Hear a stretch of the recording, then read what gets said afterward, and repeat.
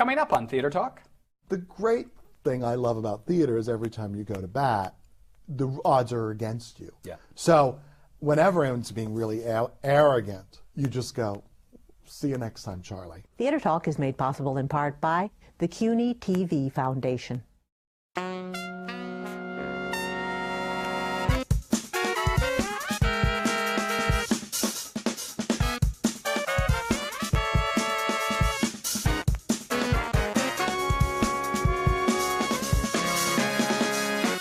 From New York City, this is Theater Talk. I'm Michael Riedel of the New York Post. And I'm the show's producer, Susan Haskins. And we're already laughing because we have one of the funniest men in show business as our guest tonight. Douglas Carter Beane has written some of the best comedies in the last several years here in New York, including As Bees and Honey Drown, the terrific The Little Dog Laughed, and that classic of the American musical theater, Xanadu.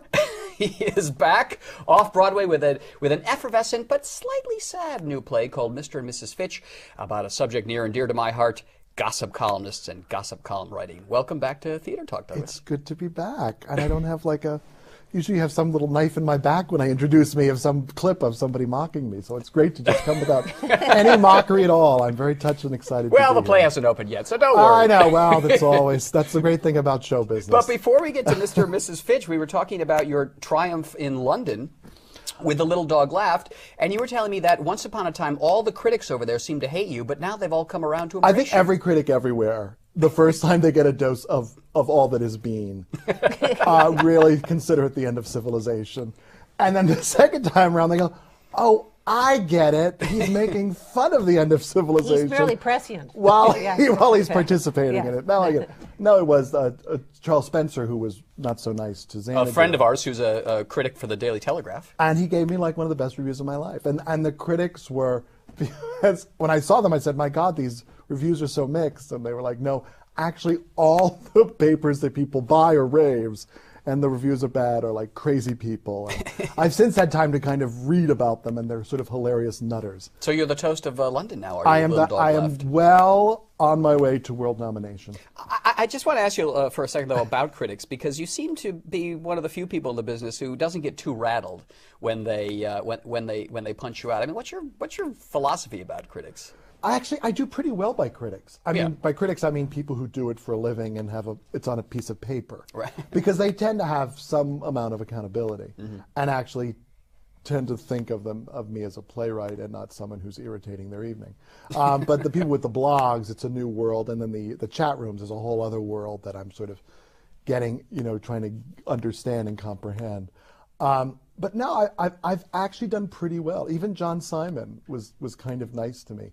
I've had the hilariously worst things ever said to me when I was starting out.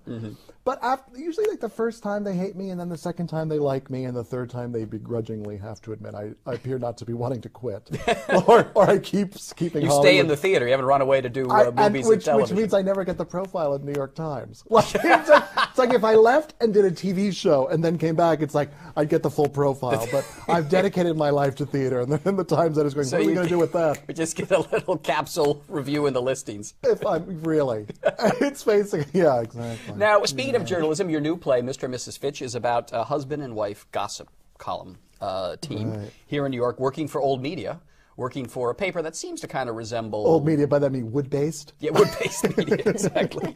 What got you thinking about writing a play about gossip columns? Well, I'm interested in what other people are interested in more than I'm interested in terms of writing. And I know that people are obsessed with gossip. And I find it sort of interesting, but I don't find it overwhelmingly compelling. And there's television, and I just saw that there was this world of print gossip and how it was sort of being taken over by blogs and internet and TMZ and how it all suddenly got really ugly, really gross, and things that I grew up with, like Liz Smith and Earl Wilson, and to suddenly see Perez Hilton with drawing cocaine and people coming out of people's nose, going sniff sniff cokehead, and you go, wow, we really. So one day you look up and things have taken a turn. And then how the celebrity worship allows us to not concern ourselves with what's really going on with America. That was interesting to me. So do you know some gossip columnists who you base these characters on? Because socially I'll meet someone like you, and I won't take a swing at you, or I'll meet Michael Musto, and then Liz Smith. I sort of know, and I sort of took something I could find from every one of them and combined them into also this idealized world of New York that I sort of came to New York and really feel that I need to sue some people by being tremendously let down by what it really is. But they're there. They're in this glamorous party going. It was the ultimate glamour. The world of glamour was also something I want to talk about. How we have this idealized of Cole Porter and skylines out of skylights and people tossing around bonbons in their pajamas. And you say, all the world's a banquet. Yeah, that's a paraphrase of Yes. of Annie Mame. Life is a banquet, and most poor sons of bitches aren't invited. Which is my view of New York. It's really like Now, are there characteristics of gossip columnists? Are there prime characteristics of gossip columnists that you found? Slimy, disgusting. No, I wish they were. I think that new generation is. Yeah. I mean, Perez Hilton has been kind of nice to me, but I still don't know if I'd shake his hand because I'm a little afraid. But like for this show, like Michael Musto, love him. Yes. I took something that happened when I was when I was still in a small town where this girl who was in a restaurant had a crush on Michael Musto from reading his column and said that she was going to go to New York and marry him, and I thought that was misguided. But fascinating, and so I actually stole that in the play. That's right. From a gentleman by the name of Michael Riedel. I stole that he actually has this incredible love of literature and knows theater and real writers and quotes them with me, but not anywhere else. I'm flattered, thank you. But then from Liz Smith, I got the kind of really good loft, sloppy apartment, with like releases everywhere and like first copies of books that aren't out yet everywhere. What is interesting though about the theme in the play is indeed this notion that these two people really are in love with a world where the gossip columnists were people like Walter Winchell, people like Leonard Lyons, where Sardi's was the hub of things, and you get the sense that they came to New York expecting that. And they got the tail end of it, and now it's dribbled away, and they're still trying to live in this past that is no longer. Yeah, I think a lot of theater people in my generation sense that. Like when I first came to New York, and I was working as a backstage doorman and all those kind of working and selling headsets, was you would get Lillian Hellman at an opening night. Yeah. I mean, she looked like the tree from The Wizard of Oz, but it was Lillian Hellman. I mean, it was. I had a little theater company for a decade. We were throwing plays up in Greenwich Village, and like Arthur Miller would show up. Yeah. And now, when I talk to young theater students or something, and I say these names, I might as well be saying Fado. Yeah. They're just such a bygone era. Yeah. Yeah. So, and I think we grew up in a world of Sardi's and doormen, and it goes away. And well, that glamour and that elegance, too, that seems to be completely missing. The only plus side I can think of is that you can use a credit card in a cab now.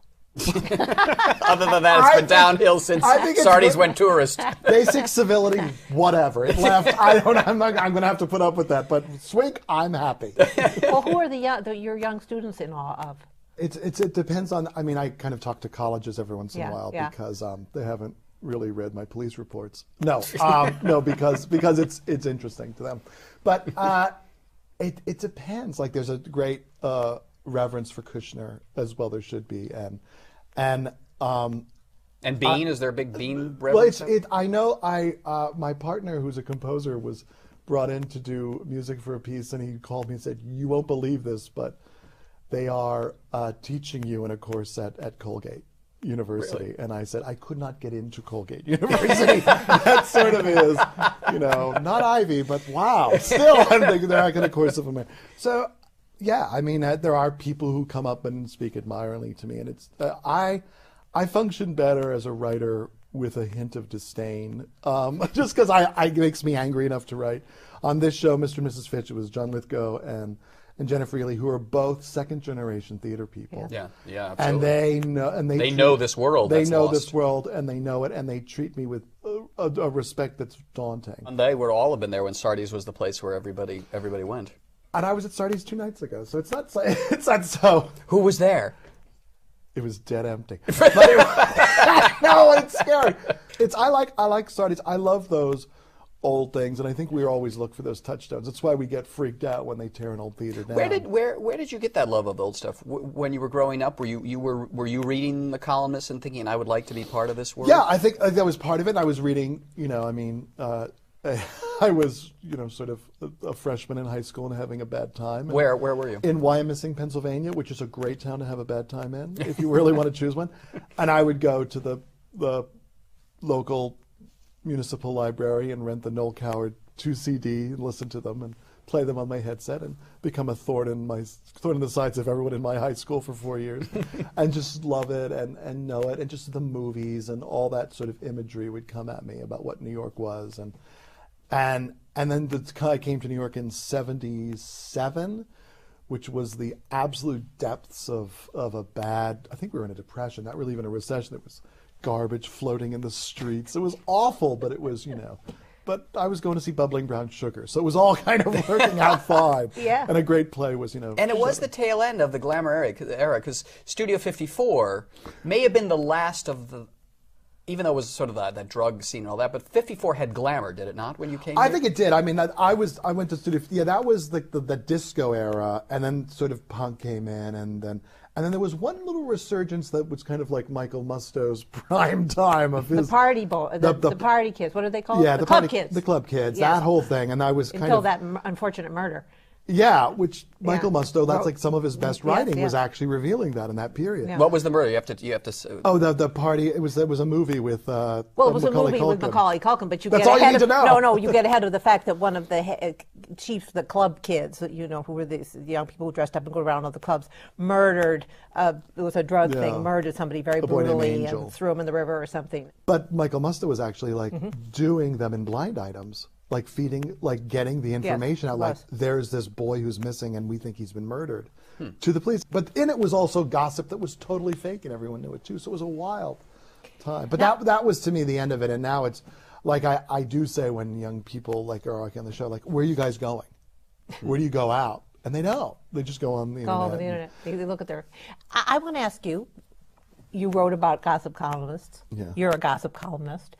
What drives? With a very good library. But you must. Oh, come on. What drives these people, though, to kind of ghoulishly look into other people's lives and write about it without any compunction? Do you want to handle that one, Doug? I'm looking at you. Well, I think that.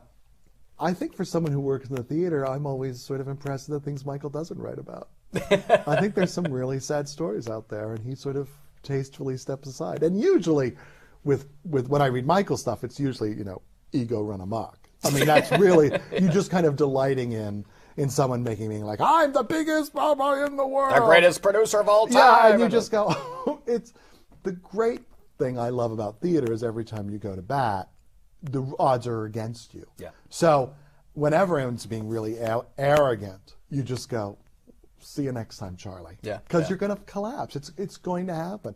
The most you can hope for is having something to say that means something to you and work with people who are lovely and interesting and fascinating, or at the very least, complicated and funny. Yeah. And that's it. That's it. Everything else, like the money. Now there's this whole thing about like the show isn't a success unless it pays back, and it's like, great. I'm glad they've come up with these new rules. Well, that's what Michael Reed will think, that it's a flop unless it but I pays think back. though, So Follies is like a disaster, one of the worst of all time, which is probably the most influential musical ever. So, But the thing though is, if you're writing about certainly the theater, as you well know, because you're a case in point, it's full of colorful characters. So why would I not want to make them colorful in my column?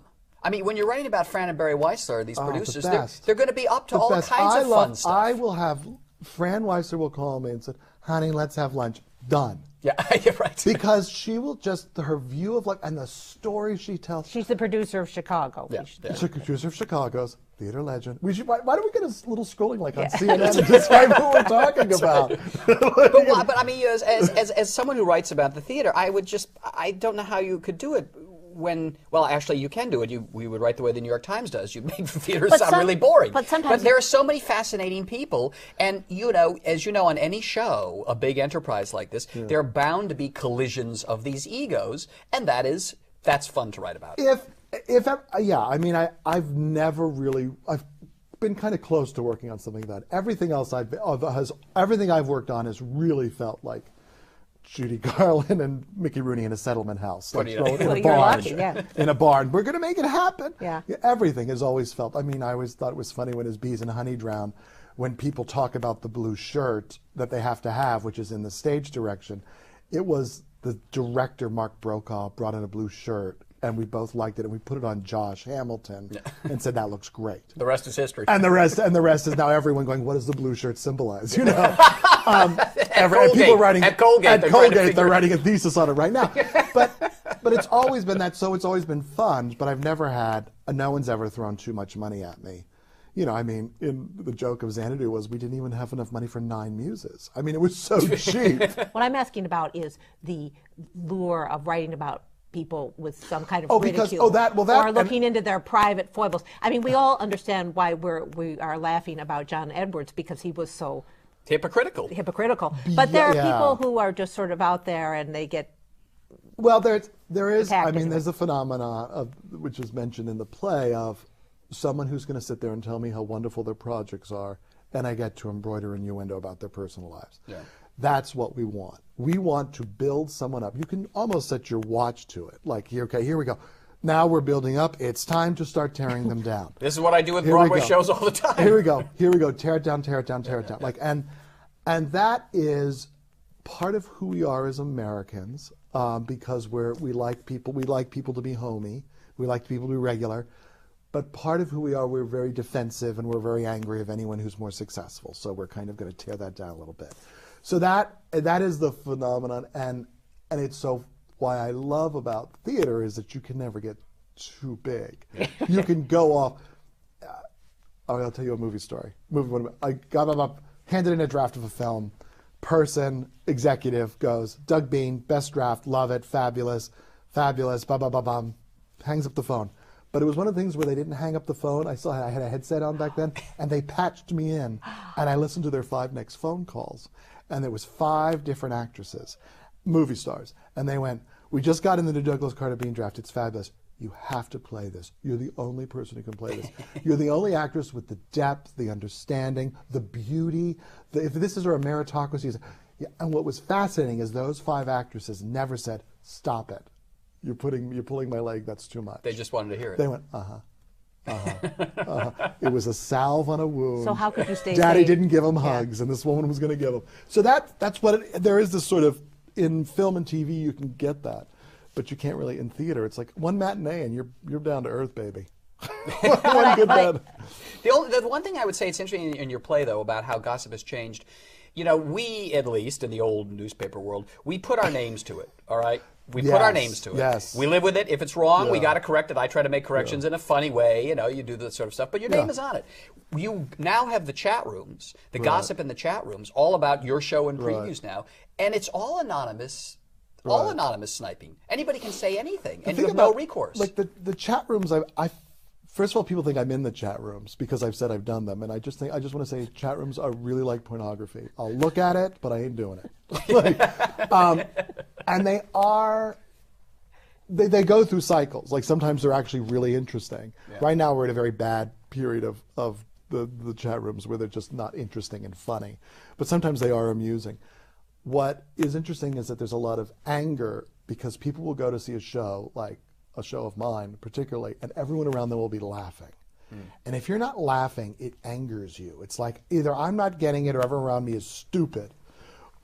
So they'll go in, and this is their release, is to go into this anonymous room and say, Douglas Carter Beane, blah, blah, blah, blah, blah, blah, he's awful, it's awful, it's awful, the show's awful. Then someone will come along 3 days later and say, you know, I saw that show, and it's actually really good. And that's not you? No, that's not me. That's my press agent. No, and then then that person comes back from like 2 weeks later, you're drunk! I hate you! And you just go, you must be a fun house. I just envision them eating the big, you know, Twinkies, just eating one Twinkie after another in their underwear, typing away. Yeah, well, they certainly have influence. But we're running out of time, but one last point about the play, I think that gets to a sort of a sad point in the play, is that these are people who, that Mr. and Mrs. Fitch, gossip columnists, would be perceived by the outside world as really being at the pinnacle of success in Manhattan, and yet they themselves feel completely trapped in a job that they really don't want anymore. Michael, do you want to address that? Do you have a novel you're working on, perhaps? Well, they are working on a novel. I am not. The thing I'll say, knowing you, is that you're always happiest when you know what your story is going to be. When you would have to fish around for a story, you're unhappy. Yes. Well, listen, as a reporter, you're always happy when you think, I've got it. Yeah. I've got the story. Well, that's what. And when you don't have it, you think all is. And when you don't have it, you think it's all lost. The jig is up. They're going to find out that I'm a fraud. Until you find the story. And that's in your plan. And that's when you just pick a show out of town and go like, okay, you suck. Exactly. Whatever. Doesn't matter. Score by Sondheim. Suck. It doesn't matter. No, I mean, for those of us not working in the truth-based community, in the wonderful world of fiction, it's a similar thing as that we do when we feel, as a writer friend of mine says, I'm with play. It's like you do feel like I got it. I can do this. I can run with this. I can say something with this. And you're in the midst of now. You're in previews with the show. Are you the kind of writer who you will fix and patch and fiddle? Do you rewrite the day this was taped, a new ending goes in tonight. Really? Salmonella poisoning. Do you think it's too much? The tuna salad. Curtain. I want a big blast at the end. No, it's the same ending, but it's a neater, cooler way of ending it. Yeah, I mean, I had to put a new line into Xanadu last week. The national tour is out there, and they come and said, like, we're playing this town, and we need a new line. I said, great, wrote it, sent it. So yeah, you're always sort of. But that's the best way to make theater. I mean, just on a practical basis, you got to solve a problem and fix it, and that's it. Well, that's why I love theater, is that it's nothing but a set of broken toys that you kind of have to fix and get on to the next. And you don't finish shows, you abandon them, right? No, you never abandon them. You keep writing. You keep writing. One of my little jobs was someone was doing a revival, I think, of The Crucible, and Arthur Miller took the DPS version and was writing stuff in the margin and crossing it out. Really? And that would have been like 1984, I think. So I think you're always sort of looking at it, keeping it good, giving it your best effort because you love it so much, and you love when people connect with it. It's one of the better things in life. Well, Douglas Carter Beane, thank you for being our guest tonight on Theater Talk. Xanadu's over your right shoulder. Classic of the American musical theater. Mr. and Mrs. Fitch. Sold to MTI, available to high schools next in the fall. Mr. and Mrs. Fitch with John Lithgow and Jennifer Ely at Second Stage. Terrific show, great fun. It's always a pleasure seeing you, Douglas. Thank you. Thank you. This was a really nice interview. Hi, Andrew here for Theater Talk. We just took in almost all of the public theaters under the Radar Festival and PS 122's Coil. We got a chance to catch up with some of the directors of our favorite productions and ask them some questions. Let's see what happened. We need to know, give us the elevator pitch. We're top executives at the National Theater of Yugoslavia or somewhere, and we want just a real quick elevator pitch of ads. How long's the ride? Is it a long elevator ride? This is what happens when I get in front of producers. It's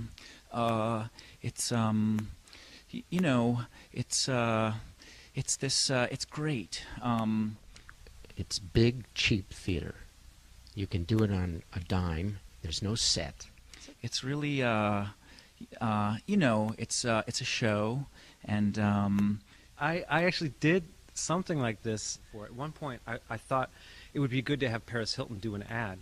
I met someone at an opening who said, this is her number, call her up. And so there's 6 people. There's no turnaround time.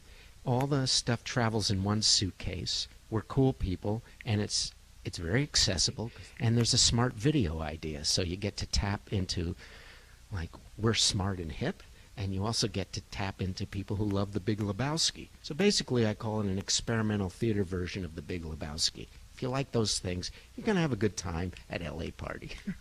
We're on the stage, and it's about the Chautauqua, the Chautauqua lectures. Of course, I thought about this pitch. Is the elevator ride still going, right? Okay, yeah. So I did a kind of elevator pitch phone call, and when the beep came, I left a message that went something like this.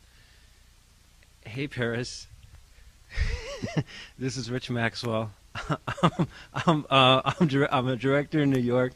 I'm making a video, and I'd love for you to be a part of it. So give me a call. That's sort of how I get when I get in front of anyone important that has money.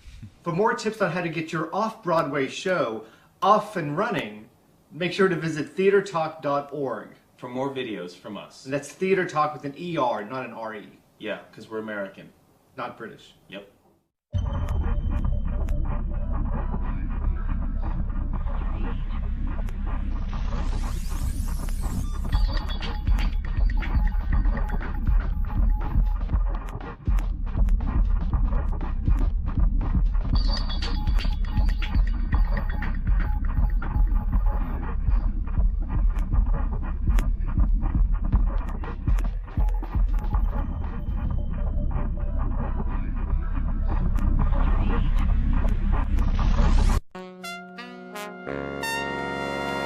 Our thanks to the Friends of Theater Talk for their significant contribution to this production. Theater Talk is made possible in part by the Frederick Lowe Foundation, the Eleanor Naylor Dana Charitable Trust, the Alan S. Gordon Foundation, the Corey and Bob Donnelly Charitable Fund, Carrie J. Fries, the Dorothy Strelson Foundation, the New York City Department of Cultural Affairs, and the New York State Council on the Arts, a state agency.